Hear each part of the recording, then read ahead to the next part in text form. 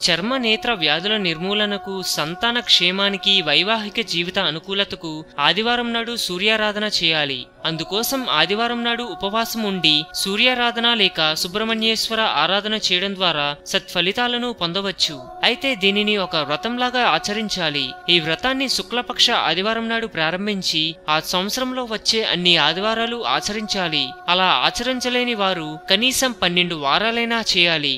వ్రత విధానం: ఆదివారం నాడు ఉదయమే మేల్కొని తలార స్నానం చేసి సూర్యునికి ఎదురుగా నిల్చుని సూర్య మంత్రాన్ని లేదా ఆదిత్య హృదయాన్ని 3 సార్లు చదవాలి. ఆ పైన గంగా జలాన్ని లేదా శుద్ధోదకాన్ని, ఎర్ర చందనాన్ని, దర్భాలను సూర్యనారాయణుడికి సమర్పించుకోవాలి. ప్రతి ఆదివారము ఉపవాసం ఉంటే మంచిది. లేని పక్షంలో ఉద్యాపన చేసే రోజున మాత్రం తప్పనిసరిగా ఉపవాసం ఉండాలి. పగలు పూజానంతరం ఎవరైనా దంపతులకు భోజనం పెట్టి దక్షిణ తాంబూలాలు ఇవ్వాలి.